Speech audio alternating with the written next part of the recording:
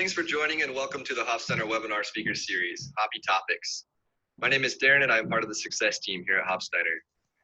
The Hopsteiner Webinar Speaker Series, Hoppy Topics, is a free online educational seminar with presentations from our lead researchers and hop scientists. I'll host a new speaker with me here every Tuesday this month to keep you up to date on industry trends and helpful insights. Under current stay-at-home orders, we hope these presentations help bring supportive inspiration to your lives and your craft. Each presentation was created to address hop-related challenges brewers face on a daily basis, and we hope their latest discoveries help you in your quest to brew better beer.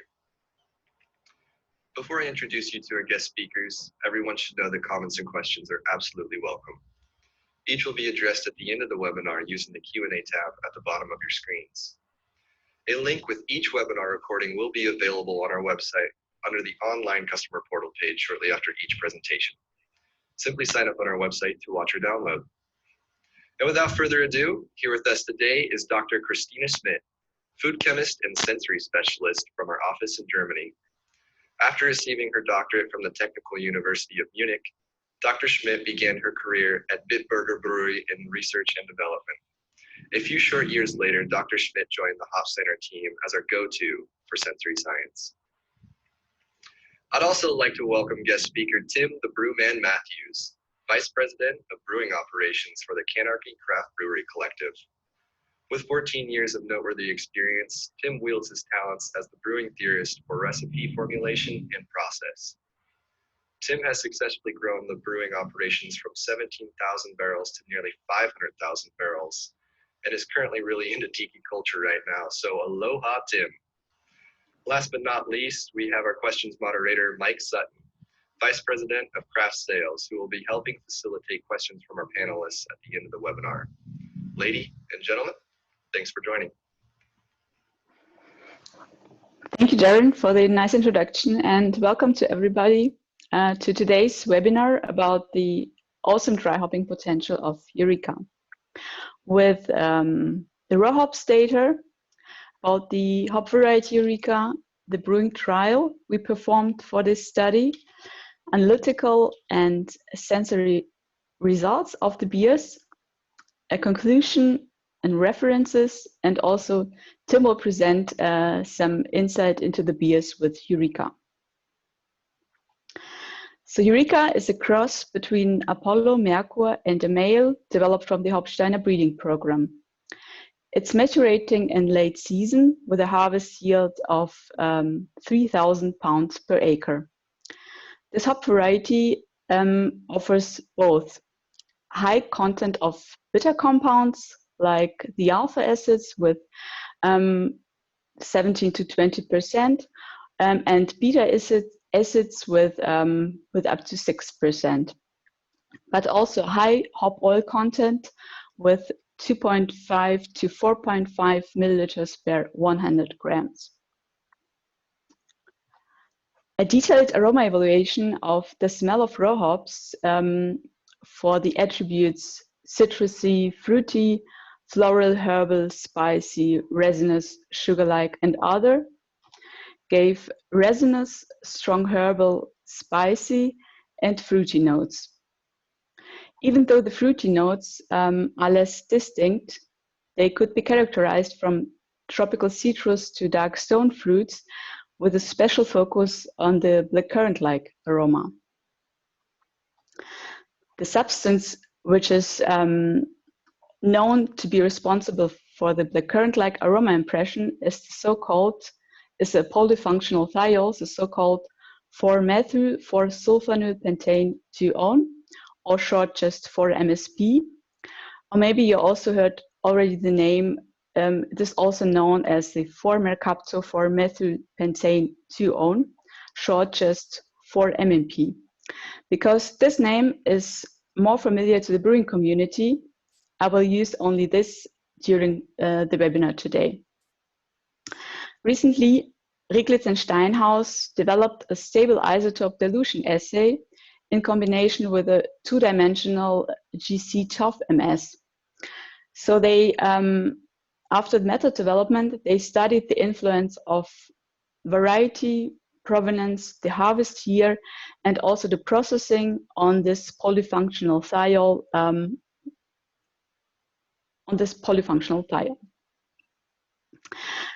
For this study, they analyzed 43 different hop samples, and it could be observed that, like the other hop volatiles, the 4-MMP is predominantly located in the lupulin glands. The harvest year and also the storage can influence the amount of this compound, and it could be shown that only a minor impact on the amount could be observed during hop processing, like the hop drying and pelletizing. So they found that the higher concentrations were observed in the US hop varieties. As you can see here on this slide, some of the Hopsteiner hop varieties, the highest amount was observed in the hop variety Eureka, followed by Apollo. Also, Cascade contains 4-MMP, and only very small amounts could be detected in Sultana, Calypso, and Bravo. So the 4-MMP was absent from traditional German and English varieties, like you can see here for Perle or the East Kent Golding Fagel. If you're interested in more results from all the samples, please have a look at this article from the Journal of Agriculture and Food Chemistry. The brewing trial, which was performed for this study, was done on a 20 hectoliter pilot plant. For the base beer, we used a German Pilsner type beer. The hopping regime was a single hop addition at the beginning of wet boiling with different hop varieties in forms of pellets and ethanol extracts. It is important to know that the hop varieties were 4-MMP free hops. So the beer was only centrifuged and not filtered, and the control beer we get without the dry hopping had an alcohol amount of 5 volume percent. The pH value was 4.5, and we could detect 35 international bitter units in this beer. For the dry hopping procedure, was done side by side in 4 cylindroconical vessels. For the dry hopping, we add Eureka as the only hop in using pellets type 19 with a total amount of 250 grams per hectoliter. We add the hops from the top of the vessels at 1 degree C for 1, 2, 4, and 8 days. The dry hopping procedure was done in a static way without any agitation. And after the contact time, we removed the hop sediment from the bottom, and the vessel was then separated into 2 parts. One part was then filtered and the other one wasn't. So we did the same for the beer after 2, 4, and 8 days. And all the beers were then bottled after air removal. And we also used, before we bottled, we filtrated the beer with the filtration aid was diatomaceous earth. So the beers were then stored at 4 degrees C and were then analyzed directly after the brewing. In sum, we had 10 beers to analyze. And for the analysis of bitter compounds, we use an HPLC-V system. For the analysis of hop-derived aroma compounds, we use the headspace trap GCMS technique. And because we can't analyze the 4-MMP in-house, we work together with Martin Steinhaus, and they analyze the beers using the 2-dimensional GC-TOF-MS. In addition to analytics, we also did a sensory evaluation, and therefore we used a quantitative descriptive analysis. For the bitter compounds, we used the so-called EBC method 9.47. this method specifies HPLC technique for the simultaneous determination of iso-alpha acids and reduced iso-alpha acids in beer. Due to coelution of hexa and iso peaks, this method is not recommended for the analysis of beers containing a mixture of hexahydro and iso-alpha acids. A detailed description of this method is the beer samples were prepared by dilute the sample with methanol, and then they could be injected directly into the HPLC after the separation of the precipitate. For the HPLC condition, it is important to know we're using the reversed phase HPLC column.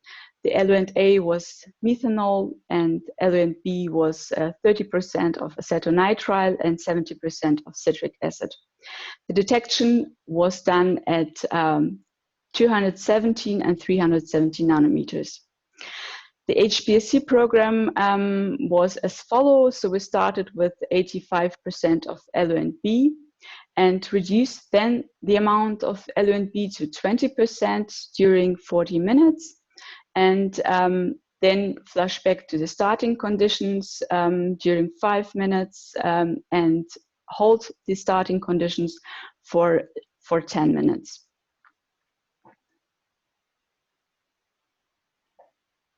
The calibration standards we used were the ICE4 for the alpha acids and also one calibration standard for the Humour. This is the first standard we have, and also for the Zenta Humour.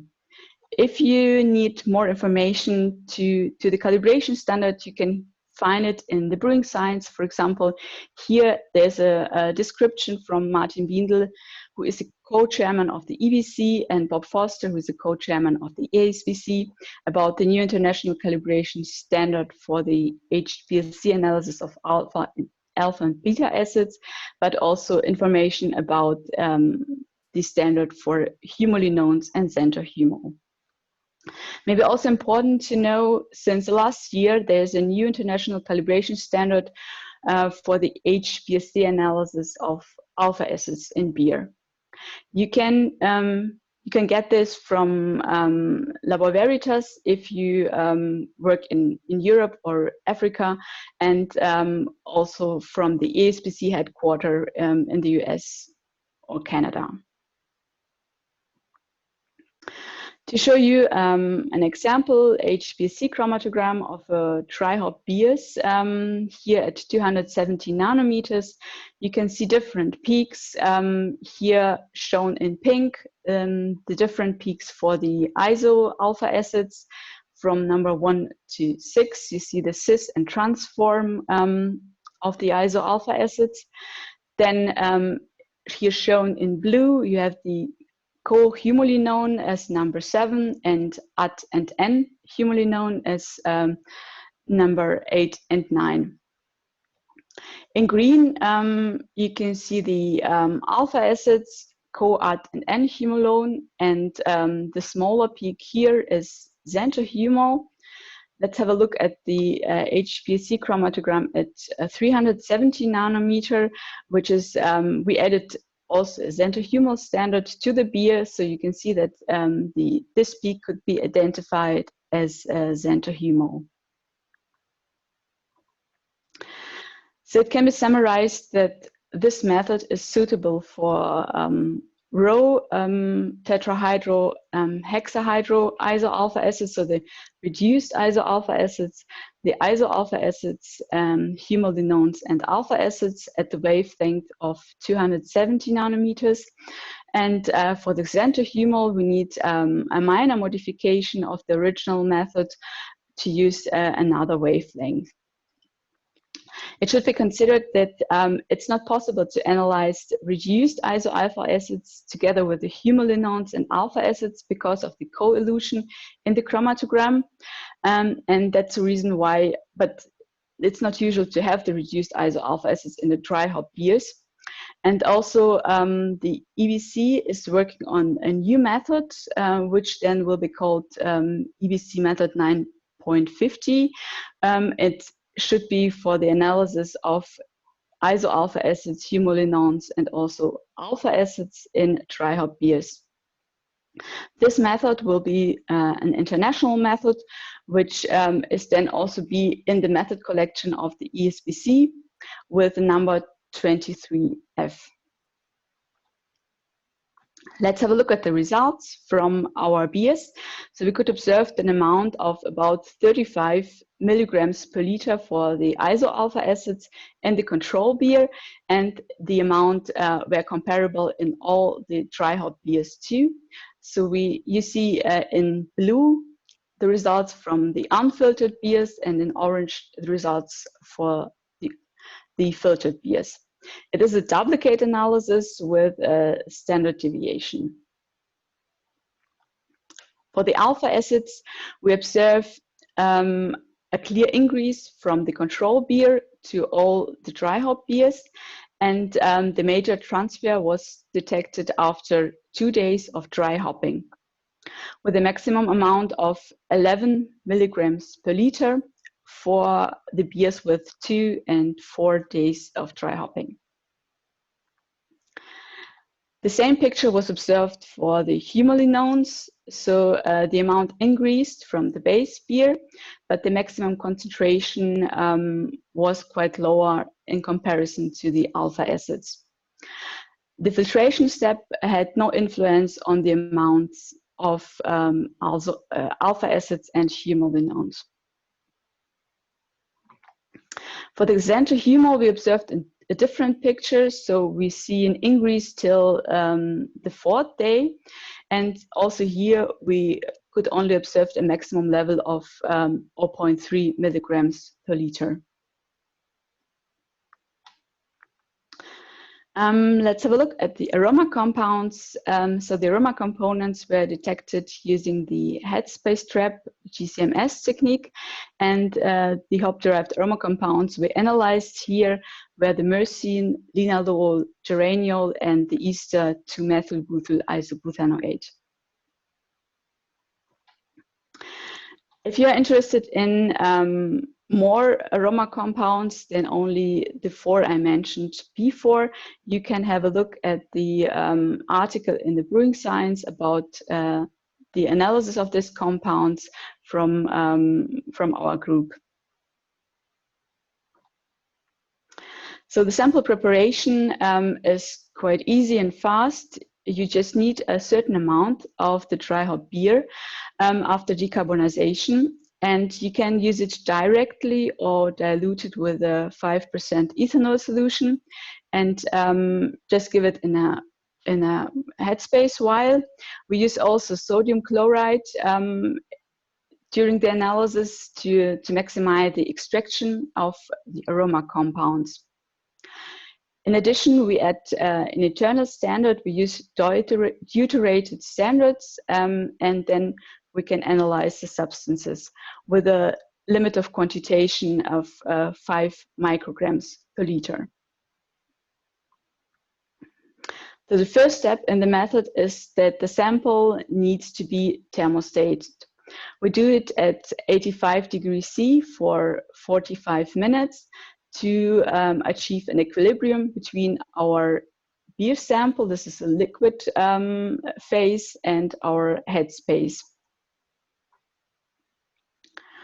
For the next step, it's necessary that the needle from the headspace goes inside the vial, so we can pressurize the content using the carrier gas. We use helium as carrier gas here, and after the pressurization, we can close the valve to the carrier gas, and now our vial is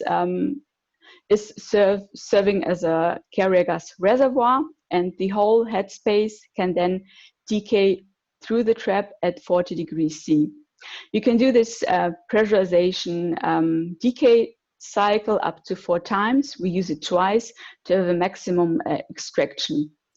So the trap loading time per cycle is 0.9 minutes, and after the trap was loaded, we can remove the moisture for 10 minutes using the carrier gas. In the next step, we then desorb all the compounds in the opposite direction from the trap directly onto the GC column.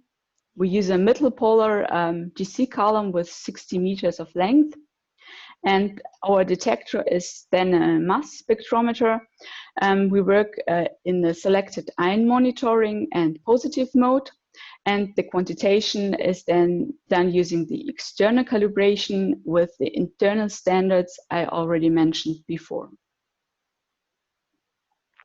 So just to give you an example, here we see linalool with the selected ion, here the 121, at the retention time of 26 minutes. And here on the right-hand side, the deuterated standard of linalool with a single ion of 126.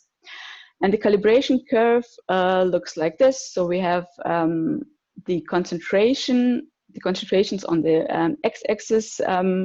We use between 1 and 100 micrograms per liter. And on the y-axis, you see the area ratio from the area of our compound of interest to the internal standard.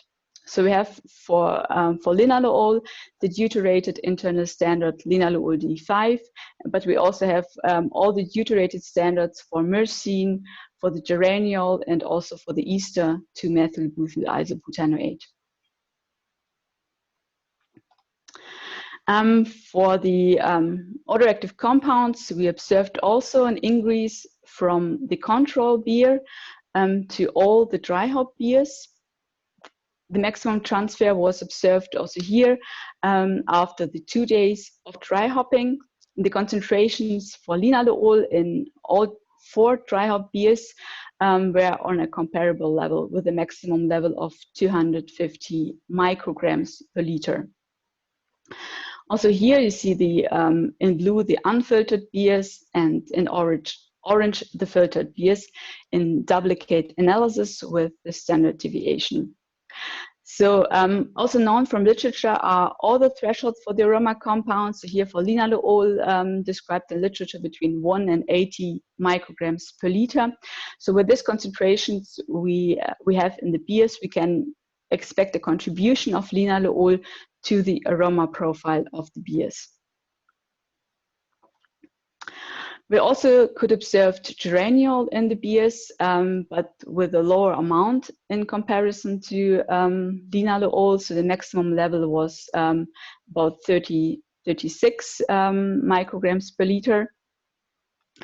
And we could observe for both terpene alcohols that the filtration step had no influence on the concentrations for this. For Mercene, we observed the highest amounts in this study. So the highest concentration in the unfiltered beers was about 1,200 micrograms per liter. But we can see a strong decline of this compound in the filtered beers. We already observed in other studies that Mercene was reduced by the filtration step. And the fruity smelling ester 2-methyl-butyl isobutanoate could also be increased in the dry hop beers, and the concentration was between 60 microgram per liters in the beer with 1 day of dry hopping and 90 micrograms per liter in the beer with 8 days of dry hopping. From the literature, we know an odor threshold in beer which was detected to be 78 micrograms per liter.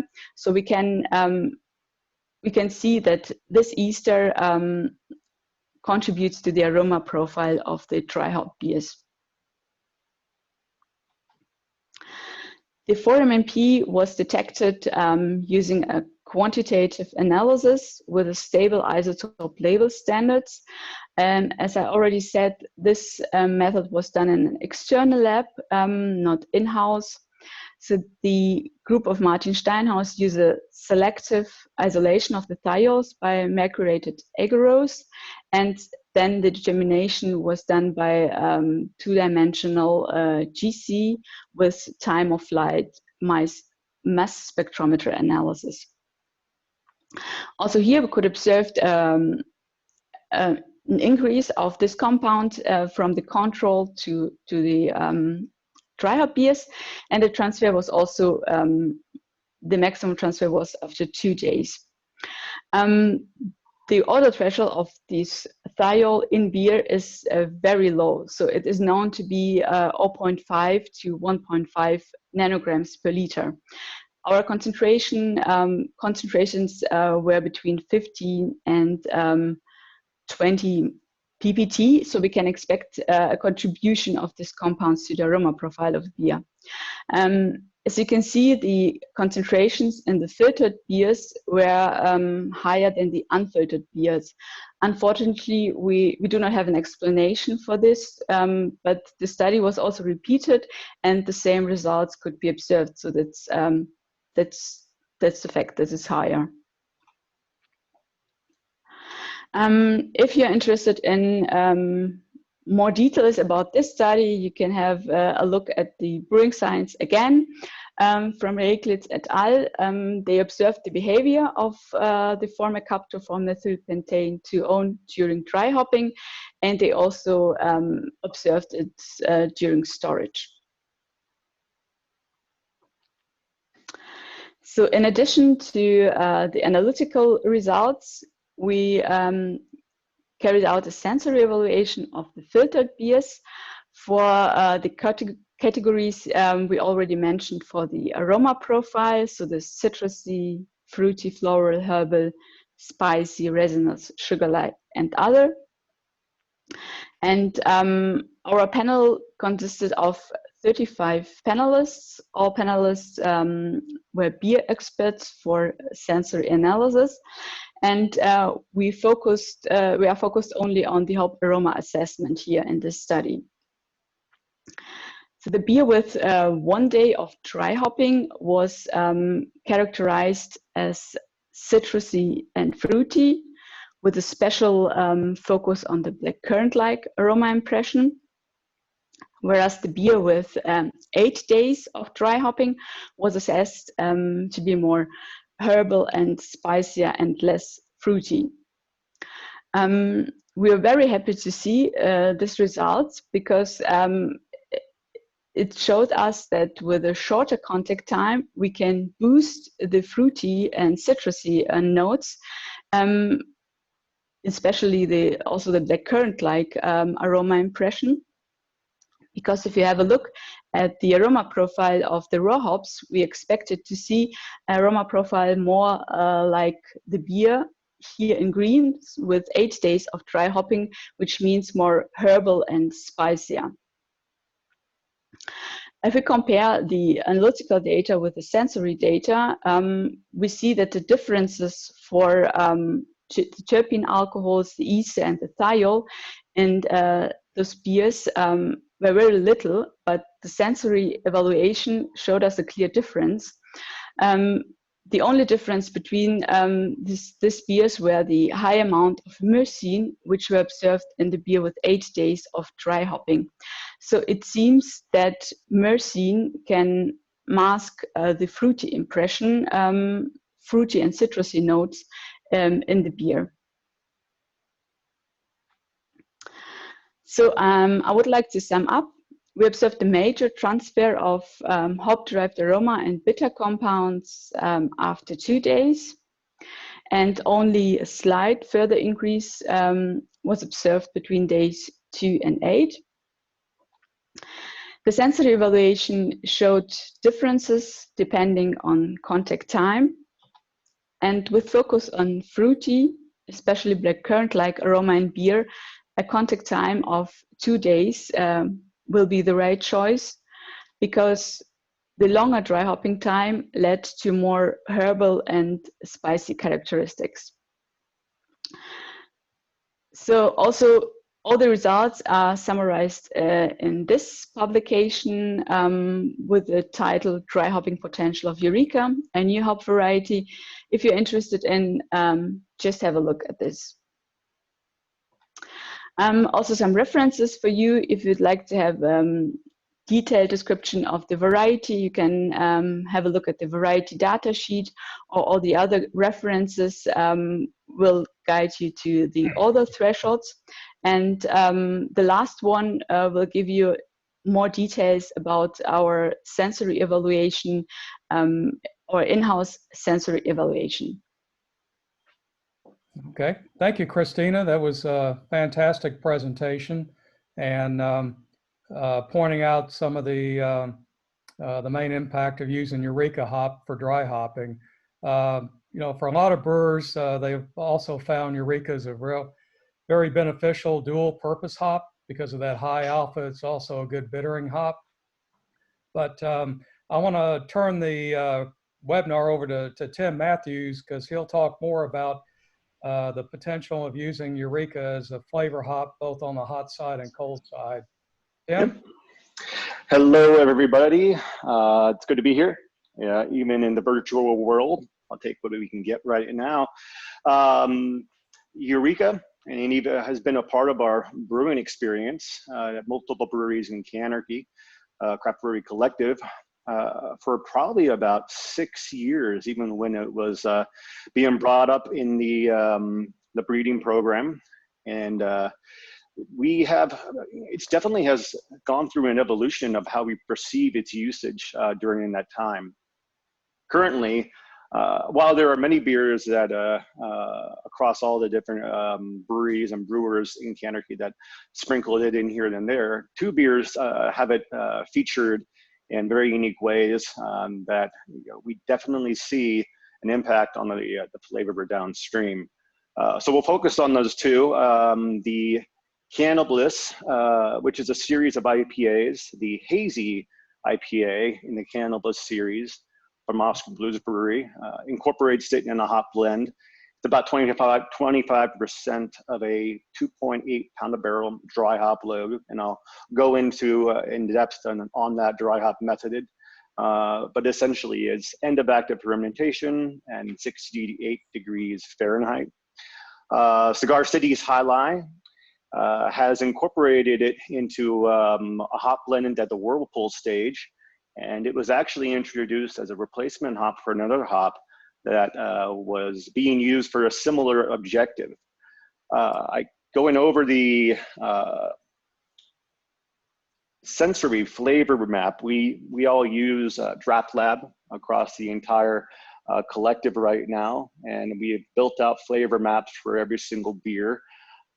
In High Lie, the flavor map and aroma map are grapefruit, citrus, mango, tropical, caramel, woody, resinous, some pine, and candied oranges. In the Cannabis Hazy, it's very similar, actually. You got citrus, and then in that citrus, orange, lime, fruity, tropical, mango, pineapple, papaya, lychee, I forget how you pronounce that, guava, and passion fruit. And also some fruity notes, honeydew melon, some stone fruits, peach, nectarine. And then also some sweetness in the aromatic, bubblegum, spiciness, and the white pepper. And even some grassiness that we're looking for, low-level grassiness, possibly even seen as lemongrass and such.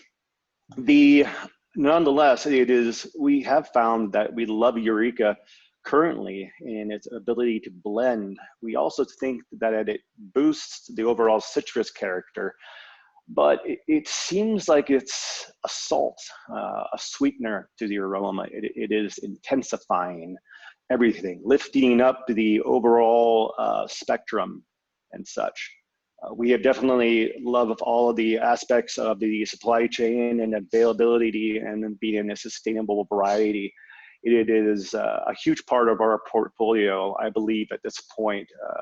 Canarchy does have a diverse hop supply and lots of different varieties, and Eureka is a very valuable component of that.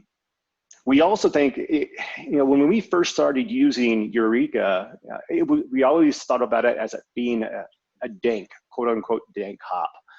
But as we started using it in these different applications, whirlpool, and also in fermentation, we noticed that there's so much more to it and such.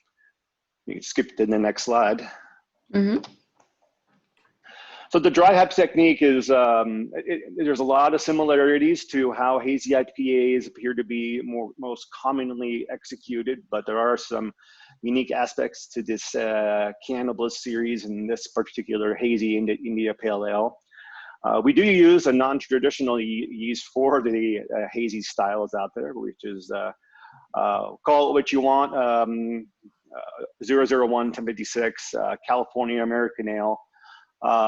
It is relatively neutral, but we do feel that this yeast helps us get a wider kaleidoscope of not just citrus and tropical, but also those herbal, spicy, piney, resinous notes that we'd like to get.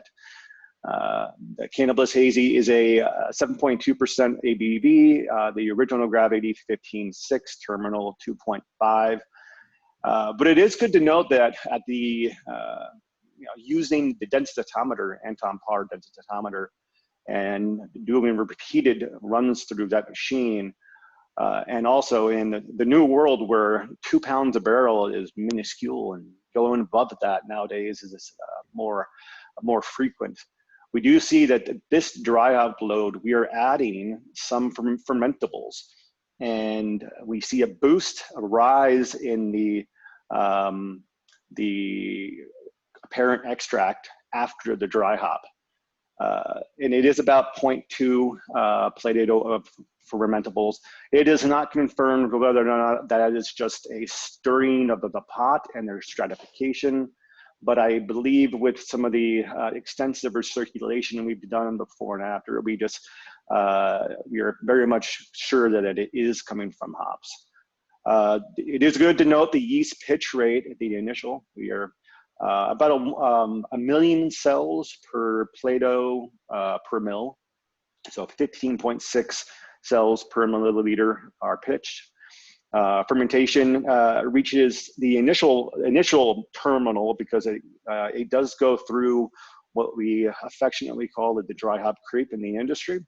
But the first time we hit a terminal, it is 80% apparent degree of fermentation, ADF. Dry hop is introduced at this point at the 68 degree Fahrenheit, but we do remove yeast via centrifugation, separation, and just by spitting out of the tank and back into the tank. This homogenizes it, but also brings us down to a cell count that is consistent. It's about 2.5 to 3.5 million cells per mil at that point. We determined that because we want to have something of a dry hop creep because we see these added sugars, and we actually do not like the flavor when those sugars are still around. We feel that it is green and, sorry, there's a 6-year-old right here, 7-year-old actually. It is green and it is just a little too vegetal. But if we allow the yeast to do its thing, it starts to develop its that flavor map that we are looking for. At that point, the diastatic power from the hops is observed, and it typically runs for anywhere between 5 and 10 days. We love it when it is typically 5 to 7, but there are some times when it seems to be going a little bit longer. And the ADF reach is 84 to 86%. We are looking at 2 things when we are trying to determine whether or not the beer can be chilled. For stability's sake, we are looking at BDK, bisotyl diketones, and precursors, that is. And we are doing that method in various ways. We have GCMS of headspace at one facility. The rest are using a spectrophotometric analysis using distillations. But we are looking for a consistent downward trend below what we consider a threshold, and also looking for a flattened, plateaued fermentation curve at that point. And we're typically seeing the beer at the height of the dry hop creep dropping about 0.1 to 0.15 Play-Doh every single day. When it is slowing down, we are about 0.05 a day. And at that point, we are confident that the beer does not have much more to go in terms of any of this extra magic and such. And we are able to chill the beer. We do run on it through sensory multiple times, even occasionally doing audits in fermentation. And we do feel that the introduction of Eureka hops is definitely contributing to the citrus, but I feel that even in this Cannabis Hazy that has a lengthy dry hop, it is also there to add to the spicy white pepper character that we also get in there at the same time. Cool. Mm-hmm. That is it. So. Well, good, Tim. Yeah, thanks for that insight into the dry hopping technique. And so we'll go ahead and move into Q&A session. And got quite a few questions here. So the first question is, Eureka the highest 4 MMP variety tested yet? Christina? From the Hopsteiner hop varieties, yes. Okay, I wasn't sure about 07270, if we've done a 4 MMP analysis on that one. Sorry, can you please repeat? The experimental 07270. I don't know if we've done any analysis for MMP. Oh, I'm not sure. Okay, because I know Apollo is high, but not as high as Eureka. Okay. Okay. Mm-hmm. Yep. So next question, how can I get a sample of Eureka? Well, if you're in North America, US or Canada, I would suggest you contact your local sales rep, and they'll be more than happy to make arrangements to get a sample to you. Let's see here. Next question. Christina, for you. Are the thresholds of aroma compounds expressed in water or beer? The reason why you see a range of the odor threshold is because they are different from the literature. You have from water or from beer, or also from just ethanol solution. So that's, but with the odor thresholds is it's not easy, because the matrix also has an influence on the odor threshold. So you know it in beer, but not for all aroma compounds. Okay. And were the dry hop beers carbonated prior to bottling? No. Okay. Tim, question for you. What's been your experience doing dry hopping just cold? I think we have done dry hops with the Eureka cold. We did a beer in 2015 that used it to express the dank notes and such. But if you are looking for a positive raw hop character, I think it is great for that. I think dankness, and there's no other way to say that.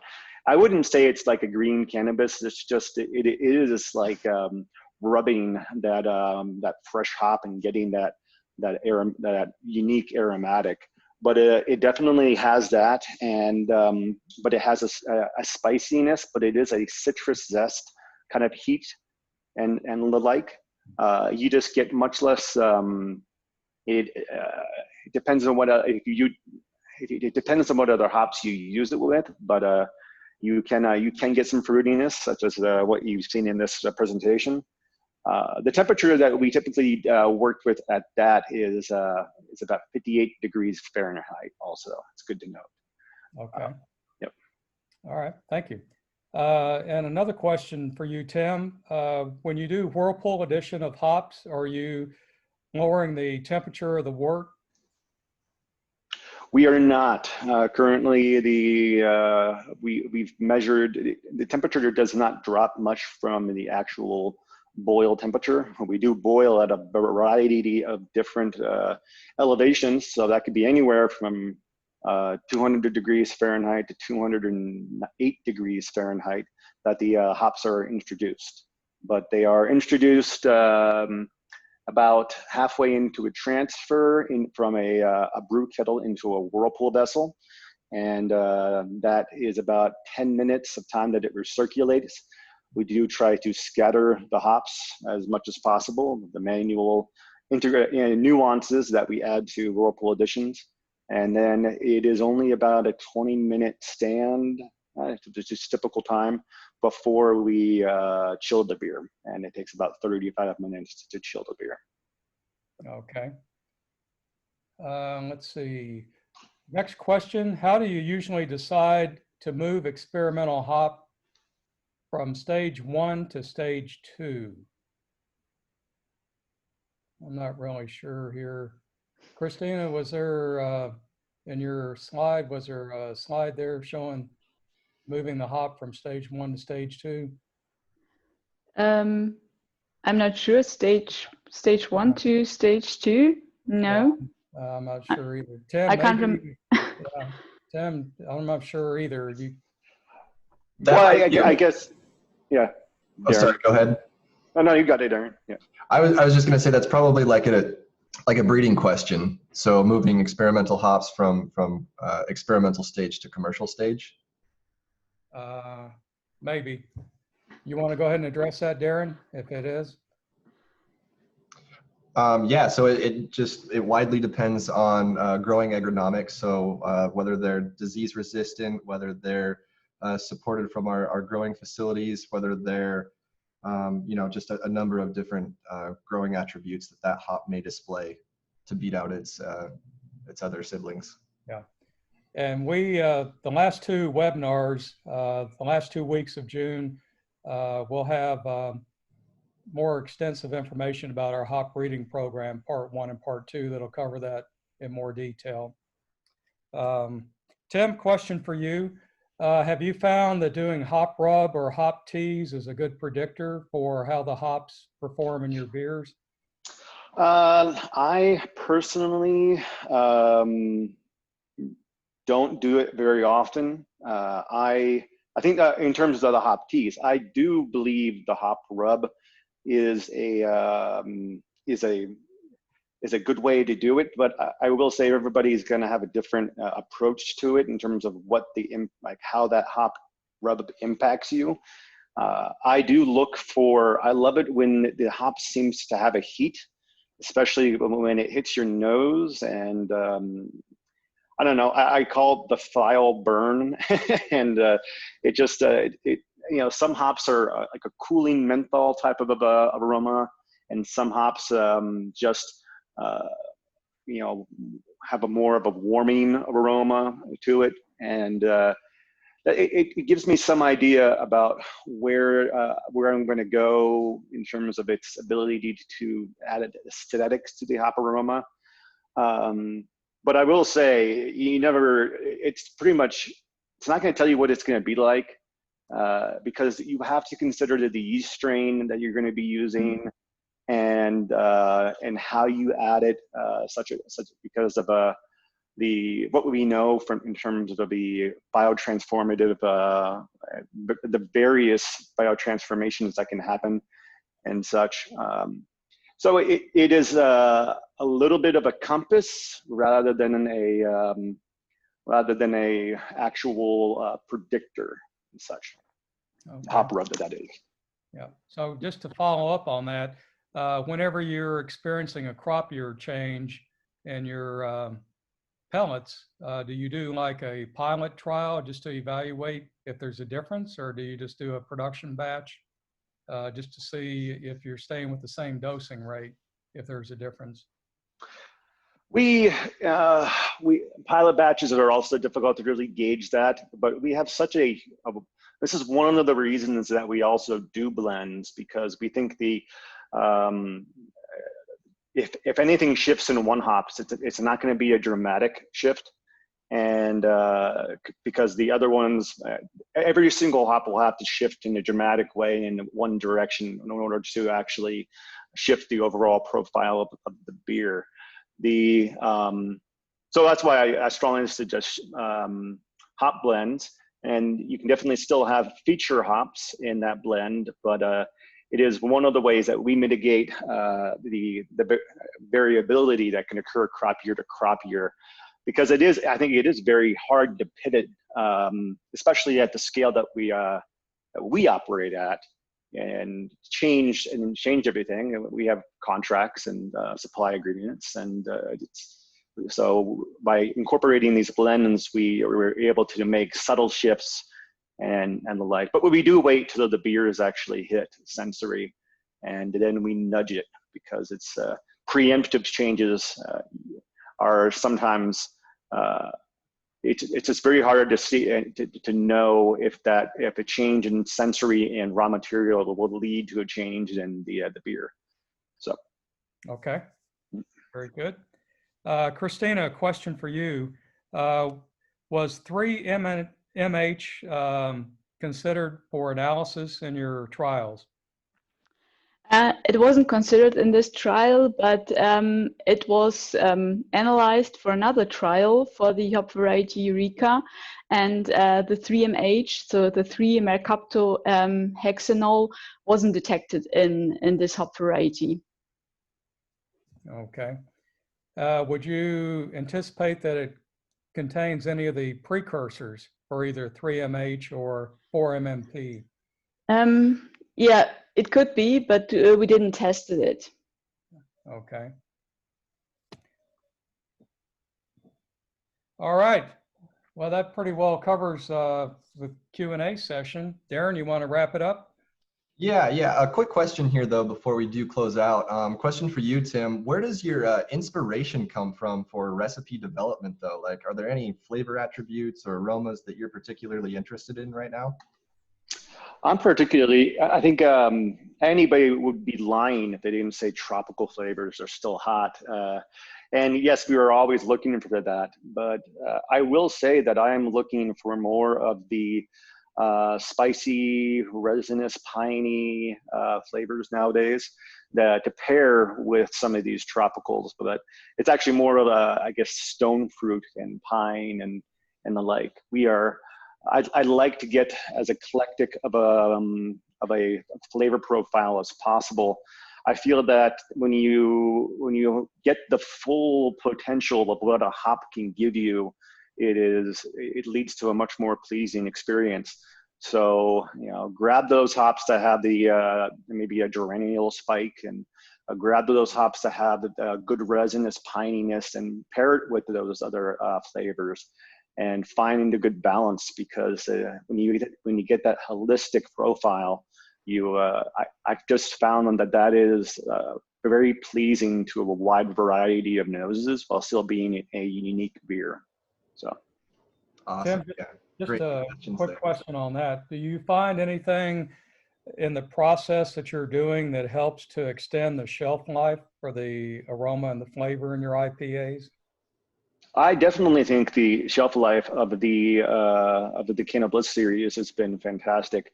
There is something about the interaction between the yeast and the hops that I think leads to some stabilizing compounds in the beer. But it might not be because the initial flavor is stable, but because there are other things that develop in the beer downstream and package that maintain a flavor, pleasing flavor profile. And that could be, while initially you have a lot more of a terpene and thiol expression up front, and if that subsides over time, in these type of dry hops that actually have some kind of removal or modification of the other compounds, maybe they are hop sugars, maybe they are glycosides and such.